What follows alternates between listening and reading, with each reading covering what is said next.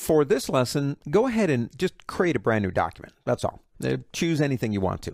Let's talk a little bit more about guides. Now, to me, guides are very important. They help me, well, they guide me, okay? They help me line things up. I can't think of a complex or, I don't know, even a semi-complex kind of document that I've worked on in Illustrator where I've not wanted to use guides. Now, guides come from the rulers. If you don't have them open, you can go to the word View and say Show Rulers, or you can press Control, that's Control in Windows, Command on a Mac, R, to bring them up. Now, let's talk about what we do know, and then I'll show you one or two features that are new to CC. Number one, if we don't like what it's measuring in, we right-click our mouse in the ruler and change it. It's not new, been there forever, nice to know. If we want a guide, we pull it out of the ruler. Again, not new, we can do that all day long.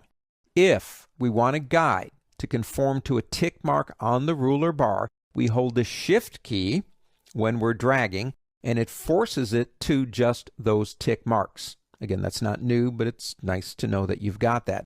Let go of the mouse before you let go of the Shift key. Now let me go ahead and select these and delete them. They are objects. They can be deleted. The other one that's not new, up in the upper left-hand corner is what I call the Genesis point. It's where it measures 0 from this point going down this way. Let's say I put a box on the screen like this. And let me go ahead and give it a color real quick so we can see it. And for the sake of argument here, I need another box that's exactly 72 pixels from the right side of that box. Now, there are a lot of ways that I can do that, all right? But if I come up here and grab in this area right here between the rulers and drag, and it'll lock me right there if I want to go there, that's my new 0 point. So I could then, well, I could bring a guide just to make sure, hold the Shift key, go right to 72. I start drawing again, I'm exactly 72 from that one. If I double click up here, it resets it. Let me go ahead and let's get rid of those two things. The new features. Number one, if I need a guide that's vertical or horizontal, I don't have to drag it out. All I have to do is come up here and double click. That's new. It's also easy. But what if I need it at exactly 288?